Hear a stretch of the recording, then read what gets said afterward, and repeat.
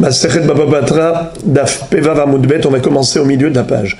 Rabbi Shmuel d'Amre Tarbaïhu, Kor bishloshim ani mocher lecha, yachol lachzor bo afilu basea acharona.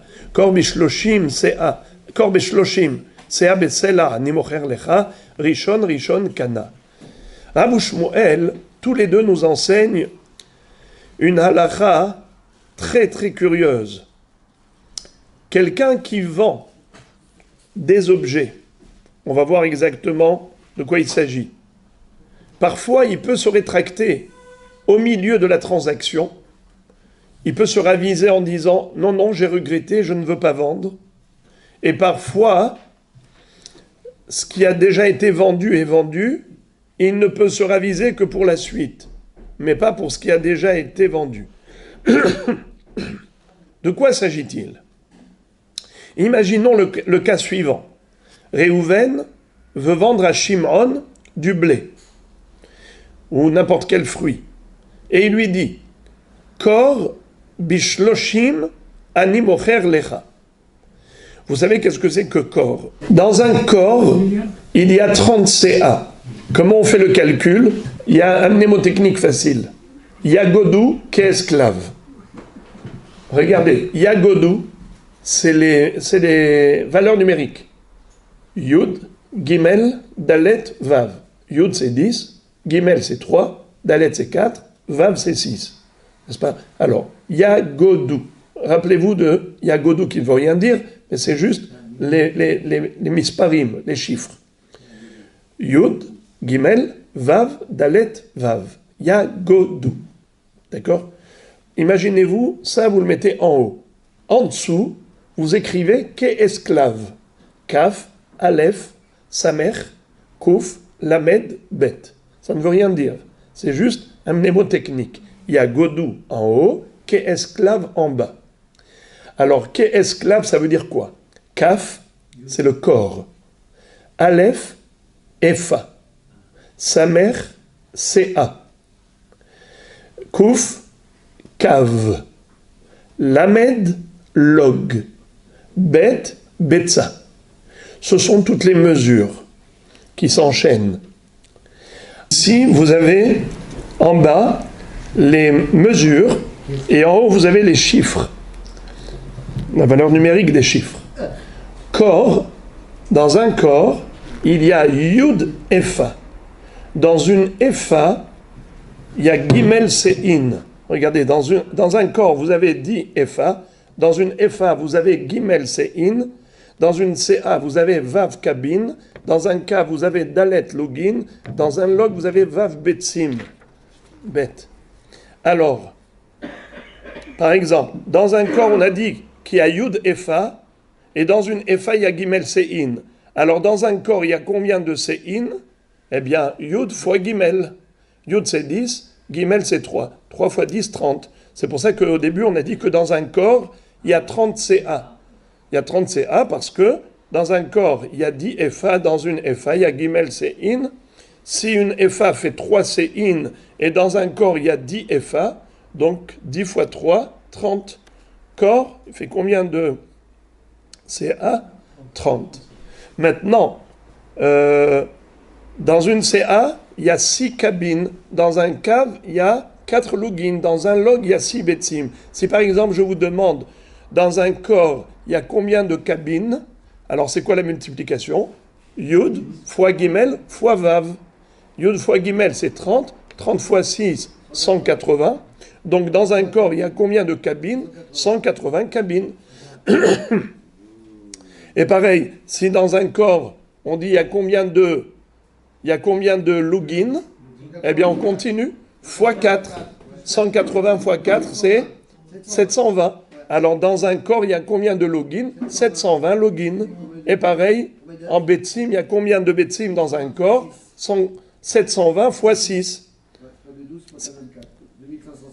2500. 520. 2520. Alors, ça, c'est des betsim. Et donc, la base, c'est quoi la base de mesure ? C'est le volume d'un œuf. Et c'est comme ça que, à partir du volume d'un œuf, on multiplie, et on sait combien de logins. Dans un log, quel est son volume ? Le volume d'un log, c'est 6 betsim. le volume de 6 œufs. Dans un cave, il y a combien? On a dit 4 fois 6, 24. Donc dans un cave, c'est le volume de 24 betsim. Par exemple, CA, dans une CA, il y a combien de betsim? Eh bien, 6 fois 4 fois 6, 6 fois 4, 24, fois 6, 144. 6 fois 24. 144. C'est ça. Donc dans une CA, il y a combien de betsim? 144 betsim. Bon, alors maintenant, dans un corps, il y a combien de CA? Dans un corps, il y a combien de CA? 30. Parce que c'est Yud fois Gimel. Voilà. Donc c'est le mnémotechnique. Yagodou, qu'est esclave. Ça veut rien dire, mais ça veut tout dire. Les frères et les amis. Maintenant, imaginons que le bonhomme, Réhouven, a dit à Shimon, moi j'ai besoin d'argent, d'accord? Je vends parce que je n'ai pas le choix que de vendre.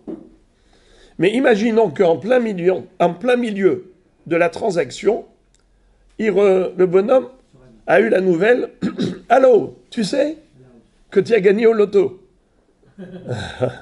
Alors il dit, j'ai pas besoin de vendre, je m'arrête. Je ne vends plus. Est-ce qu'il peut annuler rétroactivement même le début de la vente? Par exemple, l'autre avait commencé à peser, à mesurer, peser, mesurer. Lui a dit, je te vends un corps. En d'autres termes, je te vends 30 CA. Qu'est-ce qu'il fait l'acheteur? Il se met à mesurer, à peser. 1, 2, 3, d'accord? Il mesure dans ses kelim. 1 CA, 2 CA. Et d'ailleurs, il lui a dit Kor bishloshim. C'est quoi Kor bishloshim? Je te vends un corps en contrepartie de shloshim. De quoi shloshim? Shloshim selaim. 30 sela. Ça veut dire quoi? Que en réalité, ça donne quoi? Si je te vends un corps qui équivaut 30 CA contre combien de pièces de monnaie? 30 pièces de monnaie, dont chacune d'elles c'est un CELA, ce qui veut dire en d'autres termes que chaque CA vaut un CELA. Et il lui en a vendu 30. Mais il ne lui a pas dit je te vends une CA BCLA. C'est pas ce qu'il a dit. Il a dit je te vends un corps bishloshim. Alors écoutez bien les tzadikim, c'est que un corps, c'est une entité de 30 unités. C'est une entité de 30 CA. Mais c'est une seule grosse mesure de 30 CA. À quel prix? 30 slaim. Quand on fait le calcul mathématique, ça nous donne quoi? Qu'en réalité, il a payé un CELA pour chaque CA. Mais ce n'était pas des unités de CA qu'il lui vendait. Il lui vendait une entité, un ensemble de 30 CA, un corps. Alors maintenant, le bonhomme commence à mesurer. Shimon, l'acheteur, il mesure 1, 2, 3. Il met dans son kéli, il met dans son sac. Il met dans son kéli, il met dans son sac. Puis Tom, l'autre reçoit un téléphone, tu sais que tu as gagné au loto. Alors il dit, dans ce cas-là, j'ai pas besoin de vendre. Non, je suis très bien, moi je veux bien le garder. Je vendais juste parce que j'avais besoin d'argent. Maintenant, grâce à Dieu, j'en ai plus besoin. Je regrette. Et l'autre lui dit, mais ça y est, moi j'ai déjà mis dans mon sac. C'est déjà dans mes kélim. D'accord? J'ai même soulevé. J'ai même fait Agba. Finish. Laisse-moi tranquille. Moraï Verabotaï. Imaginez-vous. Le bonhomme. Il a déjà fixé le tarif. Ce qu'on appelle Passak. Il a déjà fait Agbaha. Il a déjà mesuré. Tout est bon. Eh bien, Moraï Verabotaï. Figurez-vous, nous disent Rav Shmuel, même s'il a compté jusqu'à 29, il a déjà pesé les 29 CA. Il ne manquait plus que la 30e CA. Au moment où il a reçu le téléphone, comme quoi il a gagné au loto, il lui dit non, j'ai regretté. eh bien, il peut annuler la vente rétroactivement, même pour les 29 CA que l'acheteur a déjà mis dans son sac. Et ce pour quelle raison? Étant donné qu'on considère que l'ensemble des 30 séines, c'est une seule entité. C'est pas 30 unités séparées, c'est une seule entité de 30 CA, puisqu'il lui a dit un corps, beshloshim. Je te vends un corps entier en contrepartie de 30 slaim. C'est la raison pour laquelle, tant qu'on n'a pas terminé la transaction, alors on n'a pas fini. La transaction, le marché n'est pas conclu. Jusqu'à la dernière unité, il peut encore se raviser, se rétracter, car l'autre n'a pas encore fait Agbaha de la totalité. Il n'a pas encore fait le Kinyan de la totalité. Il a fait le Maasé Kinyan qui devait s'achever avec la 30e CA. Mais comme on n'est pas arrivé à la 30e CA, eh bien, le vendeur peut se rétracter par rapport à la totalité. D'ailleurs, même l'acheteur, s'il veut se rétracter, il peut encore, puisqu'il n'a pas fait Kinyan de tout, de l'ensemble, de tout ce qui était censé être vendu. Ok. Tout cela, c'est seulement dans la mesure où il lui a dit Kor bishloshim ani mocher lecha. Mais s'il lui avait dit Kor bishloshim, c'est abesela. Il lui a détaillé. Il a détaillé le produit. Il n'a pas dit je te vends une entité à 30 séines. Je te vends. On va arriver à 30, mais en réalité, je te vends 30 unités. C'est abesela. Alors, s'il a pesé, il a fait rentrer dans son sac l'acheteur jusqu'à 29, eh bien, même une CA. Il a mis dans son sac, ça y est, c'est déjà à lui. Il a fait Kinyan d'une unité. Et il lui avait dit, je vais te vendre 30 unités. Eh bien, une unité après l'autre, c'est un achat indépendant. Chaque unité est indépendante de l'autre. S'il a fait le Kinyan d'une unité, ça y est, c'est déjà à lui. Et c'est comme ça qu'il va mesurer encore une CA,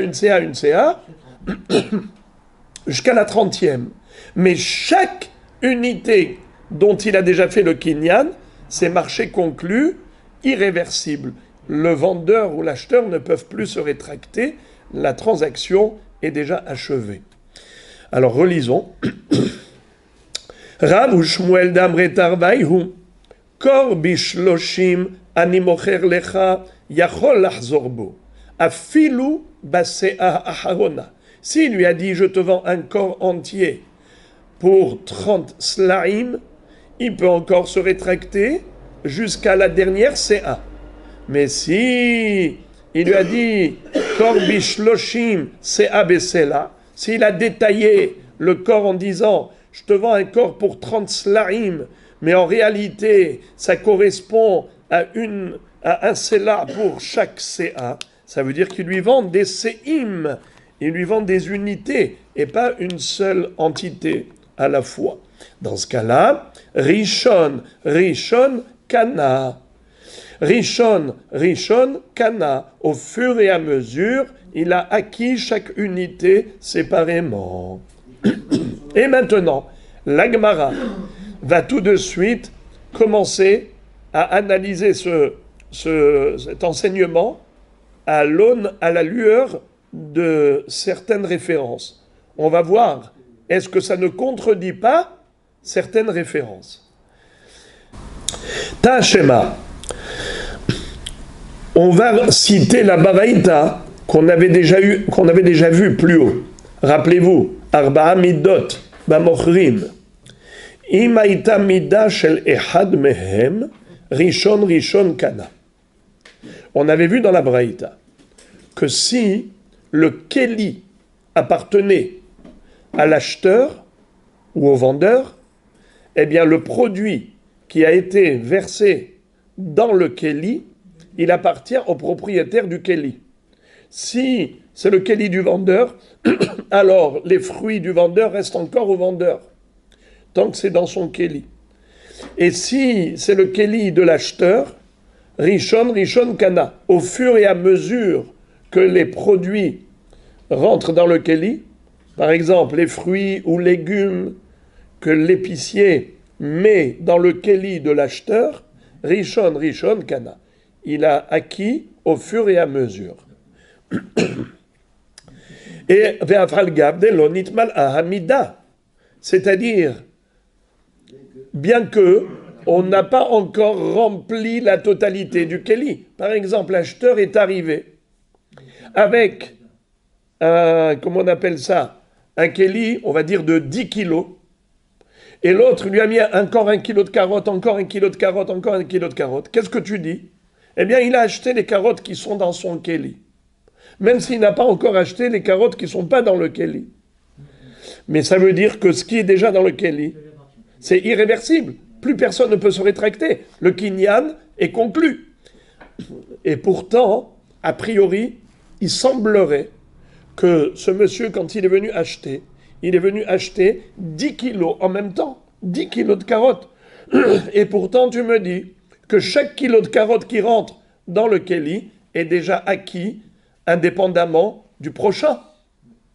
Donc c'est faux a priori, de dire que on peut se rétracter même s'il a déjà mis 29 séin, il a déjà fait kinyan de 29 séin, tu me dis, tant qu'on n'est pas arrivé au 30e, on peut encore annuler la totalité de la transaction. Ce n'est pas vrai. Tu vois que Rishon kana. La réponse, elle est prévisible. Kegon de amarle. Hin bishnem asar selaim log besela ani mocher lecha urde amar Rav Kahana shenatot hayu bahin achanami shenatot hayu bamidot.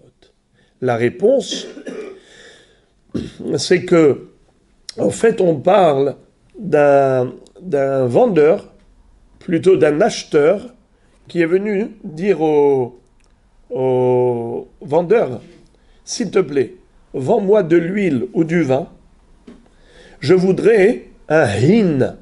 Vous savez qu'est-ce que c'est que hin? Revi'it hin, shelishit hin. On connaît le hin, hatsi hin. Le mot hin, c'est une mesure de 12 logim. Un log, c'est combien un log? Qui est-ce qui se souvient? Un log, c'est combien? Ah, non. Un log. On a déjà oublié. Un log, c'est 6 betsim.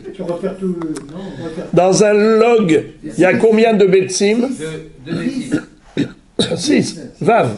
Log, vav, betsim. Dans un log, il y a 6 betsim. Quel est donc le volume d'un log? 6 œufs. C'est pas beaucoup.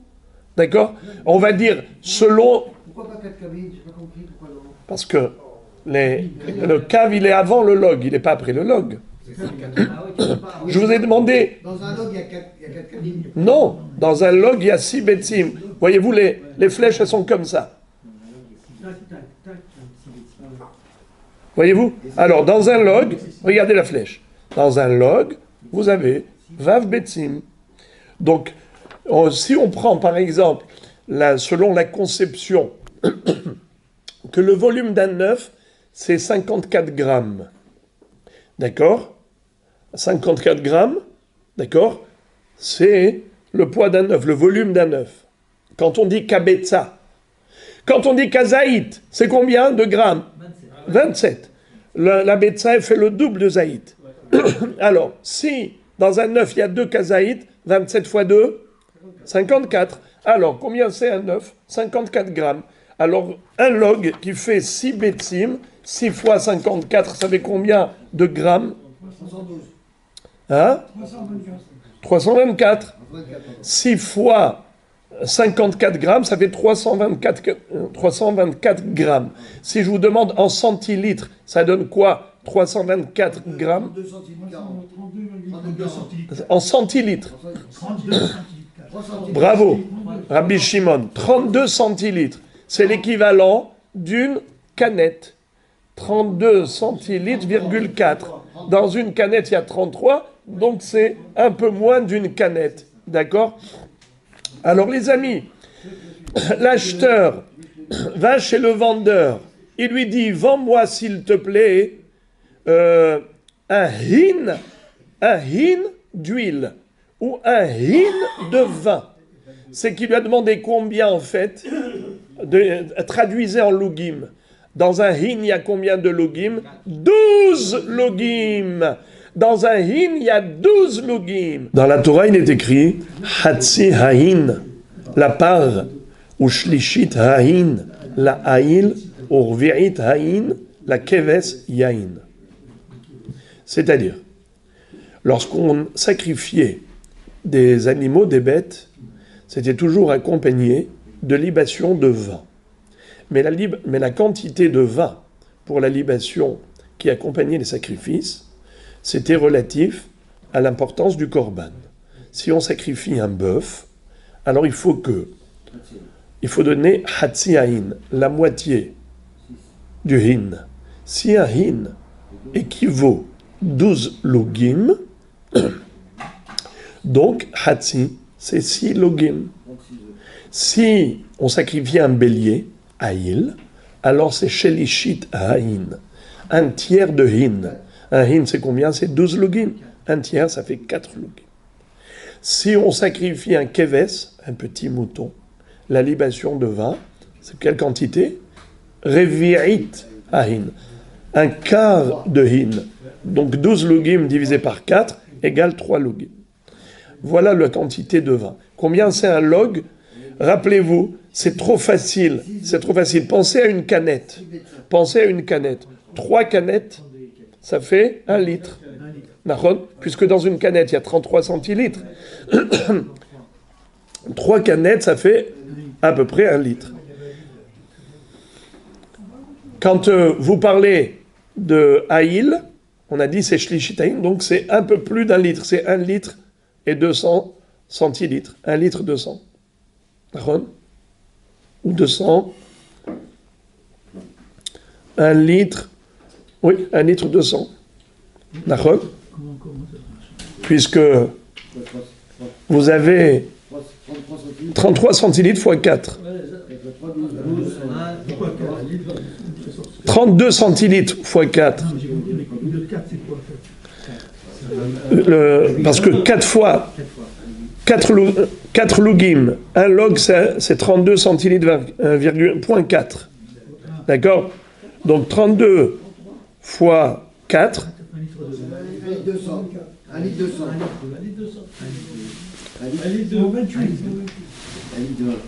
Bon, c'est à peu près. Mais si on parle en betsim, on est plus simple. Bon, ok. Alors, dans le Beth Amikdash, il y avait des kélim qu'on appelle des verres-mesures. Des kélim-mesures. Ces kélim avaient des shnatot. C'est quoi des shnatot? À l'intérieur du verre-mesure, il y avait des lignes marquées. Des graduations qui permettaient de savoir, voilà, jusqu'ici c'est la moitié. Jusqu'ici c'est le quart. Jusqu'ici c'est le tiers. Et comme ça, on n'avait pas besoin de se fatiguer. On mettait le vin, ça dépendait du mouton, si c'est un mouton ou un bélier ou un bœuf, et on savait où est-ce que c'était la ligne de marcation par rapport au shlishit, au shlish, au revia et au chatzi. Idem pour les épiciers. Ils avaient des verres-mesures, et dans les verres-mesures, il y avait, par exemple, pour chaque log, c'était gradué. Pour chaque log, il y avait une ligne. Et de ce fait, quand on arrivait, par exemple, au premier log, donc on avait atteint la première ligne. Deuxième ligne, c'est encore un log. Troisième ligne, c'est encore un log.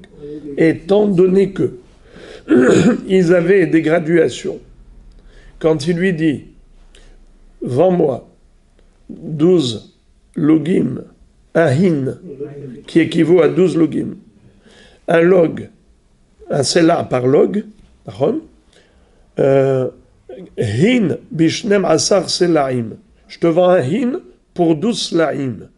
log besela, ce qui correspond à un sela pour chaque log. Ani mocher lecha. Et puisqu'il y avait des marques dans le Kéli pour la graduation, il y avait des marques de graduation, alors il savait exactement quand est-ce qu'il est arrivé à 1, à 2, à 3, à 4. Et il lui avait dit, je te vends 12 à 12 slaim, un hin à 12 slaim, mais attention, je te précise, ce qui correspond à un sela par log. Pourquoi il avait besoin de lui dire ça? C'est inutile, ça va de soi. Si quand je te vends un hin, je te vends un 12 slaim, ça veut dire automatiquement que chaque log vaut un sela. Pourquoi il avait besoin de répéter log besela? C'est pour dire qu'en fait, je ne te vends pas une entité de 12 logim, je te vends 12 unités à 12 slaim. Interrogation orale, les amis. Comment on appelle les marques de graduation? Bravo! Shenatot. Shenatot. Hein? C'est quoi la racine Shenatot, je ne connais pas la racine. Des petites dents. Ah, c'est joli. Joli, hein? C'est joli ce que vous dites. Chêne. Alors, c'est ce que dit Rav Kahana, que de la même façon qu'il y avait... En fait, Rav Kahana nous dit qu'il y avait des shnatot dans les vers-mesures du Beth Amikdash. La Gemara dit, eh bien pareil, il y avait des shnatot, des graduations dans les vers-mesures des vendeurs. Tashma, asocher et apoel la asot imo la goren, hayom bedinar, ve la goren yafe sela, asur lehenot hemenu. Aval im scharo me hayom bedinar leyom, ve la goren yafe sela, mutar. Ve is al kada'atach, kor bishloshim, sea besela ani mocher lecha. Rishon kana, achanami, kama, mifsak, pasak. Mehayom midinar layom, ve la goren yafe sela, mutar, amay, ve agar natar li hu. Vous savez que la Torah nous interdit de prêter avec intérêt.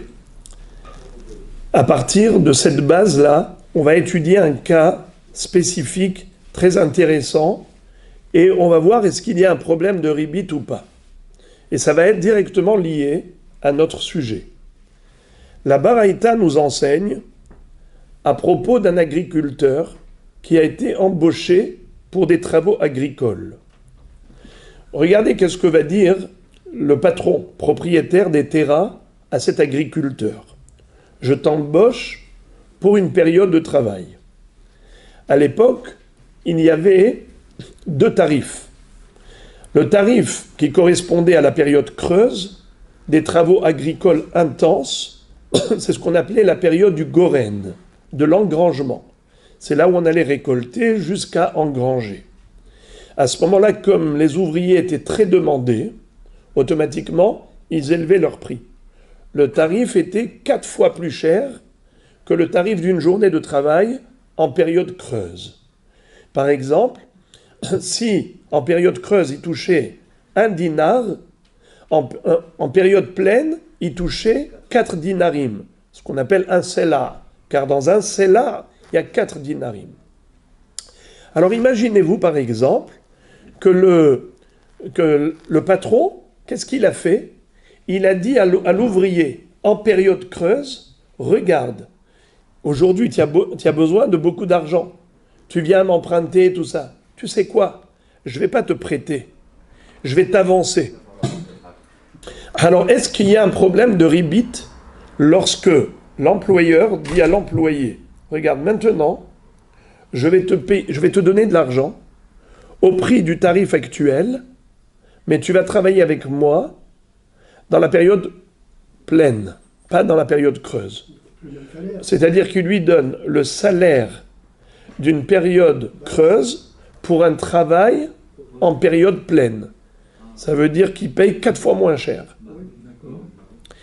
Mais pourquoi? Parce qu'il profite de la nécessité urgente qu'a l'employé. Il a besoin d'argent. il a besoin de liquidité immédiatement, et il dit, ah, il a besoin, profitons-en. Dans ce cas, il lui donne aujourd'hui peu d'argent pour beaucoup de travail après.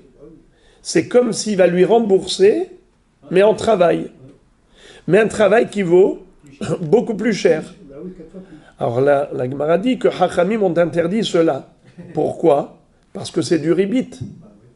Il lui a prêté, par exemple, un dinar, et il lui a remboursé un selah, 4 fois plus cher. Car le travail qu'il va lui fournir, c'est un travail qui vaut 4 fois plus cher. C'est comme si à ce moment-là, il lui rendait de l'argent 4 fois plus cher. Puisqu'il va lui faire un travail qui, à l'époque du Goren, vaut beaucoup plus cher.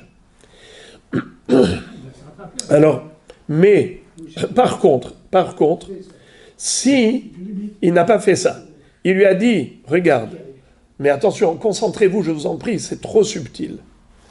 S'il lui dit, par contre, je t'embauche pour une période de travail à raison d'1 dinar par jour.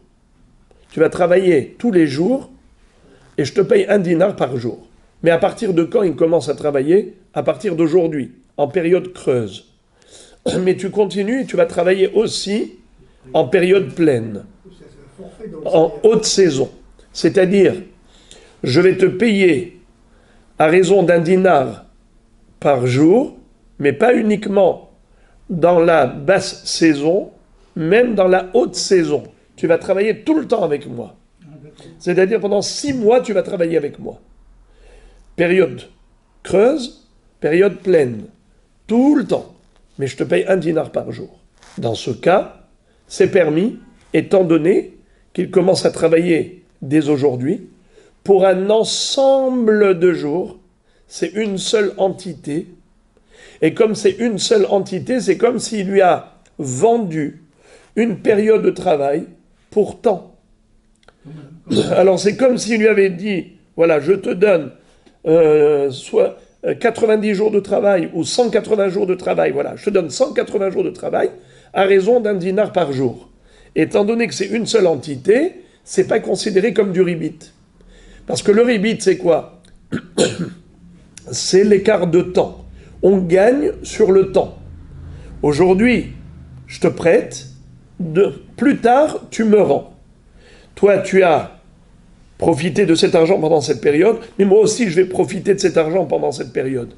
Quand tu vas me rembourser plus. C'est ce qu'on appelle prêter avec intérêt, qui est formellement interdit par la Torah. C'est du ribit. Ça s'appelle en hébreu agar natar li. Agar natar.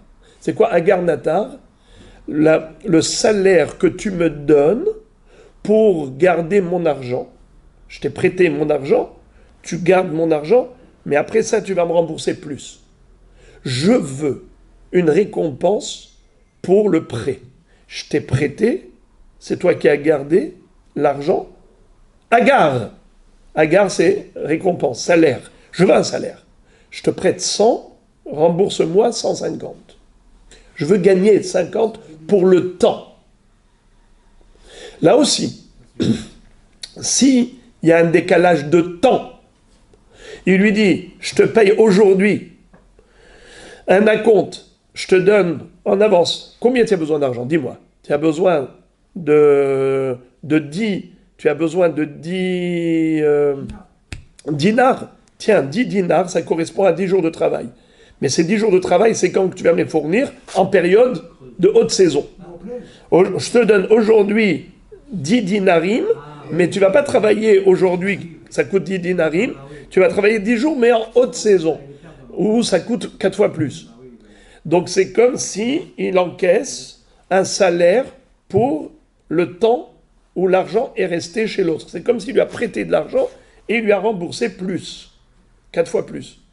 Mais si il commence à travailler dès aujourd'hui, il lui dit « je te paye pour un ensemble de jours », alors dans ce cas-là, il n'y a pas eu de décalage de temps, puisqu'il a commencé à travailler dès aujourd'hui, et c'est pour un ensemble de jours, c'est une seule entité. Alors dans ce cas-là, Il lui a vendu un nombre de jours pour tant. Ok, dans ce cas-là, c'est pas ribit. La Gemara pose une question, elle dit quelque chose d'extraordinaire. Si c'est vrai ce que disent Rav Shmuel, que quand le vendeur a dit à l'acheteur « Je te vends un corps bishloshim slaim » C.A. B.C.L.A. Dans ce cas-là, Yachol Eno Yachol Achzorbo. Rishon Kana. C'est-à-dire, si le vendeur dit à l'acheteur deux phrases, une phrase globale et une phrase détaillée. D'abord, il lui dit « Je te vends un corps pour 30 slaim ». Ça, c'est global. Et ensuite, il lui dit ce qui correspond à un CELA par CA. Là, c'est détaillé. Donc ici, il a considéré que c'est une... Au début, il a considéré que c'est une seule entité. Et après, il l'a détaillé en disant ce sont 30 unités. Donc il vend une unité après l'autre. Dans ce cas-là, c'est différent. S'il n'avait dit que le début, je te vends un corps pour 30 slaim, c'est une seule entité, tant qu'il n'a pas mesuré encore les 30, il peut toujours se rétracter, car on est en plein milieu de la transaction. Mais s'il a dit 30 unités, il a rajouté cette phrase, je te vends CA, BCLA, Rishon, Kana. Chaque CA qu'il met dans son sac, chaque CA qu'il a fait Akba, ça y est, on ne peut plus se rétracter. C'est vendu. Alors, si c'est vrai ça, que quand il a précisé les unités, alors chaque unité est considérée indépendamment de l'autre unité, alors là, il y aura un gros problème. Pourquoi ? Quand le bonhomme a dit à l'employé, le patron dit à l'agriculteur, vends-moi, je t'achète 180 jours de travail pour 180 dinarim, ce qui correspond à un dinar par jour. Il lui a rajouté ce qui correspond à un dinar par jour. En disant un dinar par jour, il a transformé l'entité en unité. Avant, c'était une entité de 180 jours, et maintenant, c'est 180 unités de 180 jours. C'est-à-dire que chaque jour est considéré séparément. Si chaque jour est considéré séparément, et il lui doit un dinar pour chaque jour de travail, mais chaque jour est considéré à part, puisque c'est fragmenté. Alors, dans ce cas-là, comment est-ce qu'il aurait le droit de l'embaucher dans la période de la haute saison, la période pleine, en lui disant « Je te paye un dinar aujourd'hui, et toi tu vas me fournir le travail dans la haute saison au même prix. » Ça veut dire, moi je te donne un dinar, et toi tu me rembourses un travail qui vaut 4 dinarim. Mais c'est du ribit. À partir du moment où tu considères que lorsqu'on a détaillé les unités, c'est considéré que chaque unité est vendue à part entière, alors dans ce cas-là, quelle différence y a-t-il s'il commence à travailler aujourd'hui et qu'il lui a dit « tu vas travailler avec moi 180 jours à raison d'un dinar par jour », mais qu'est-ce que ça change puisqu'il lui a dit un dinar par jour? Ça a fragmenté les jours. C'est-à-dire que chaque jour, c'est considéré comme un jour à part. Alors qu'est-ce que ça change s'il commence à travailler dès aujourd'hui ou pas? Ça ne change absolument rien. Le problème du ribit est toujours là. Et la Gemara répond, Amar Rava betisbera zilzule bisrirut mi asur. Rava dit qu'en effet,